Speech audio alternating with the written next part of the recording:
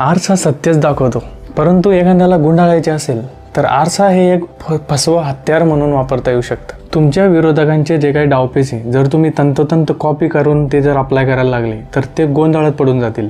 त्याच्यासारखं वागून त्याला तुम्ही एकदा गोंधळात पाडलं तर त्याची मूल्य तुम्हाला सुद्धा पटतात असा भ्रम तुम्ही त्याच्या मनात निर्माण करू शकता. त्याच्यासारखेच तंतोतंत वागून तुम्ही त्यालाच धडा शिकू शकता. हाच सत्तेचा 44वा नियम आहे. विरोधकांची नक्कल करून त्यांना नमवा आणि त्यांची चिडचिड होऊ द्या. आरसा सत्यच दाखवतो, परंतु एखाद्याला गुंडाळायचे असेल तर आरसा हे एक फसवं हत्यार म्हणून वापरता येऊ शकतं. तुमच्या विरोधकांचे जे काही डावपेच आहे, जर तुम्ही तंतोतंत कॉपी करून ते जर अप्लाय करायला लागले तर ते गोंधळात पडून जातील.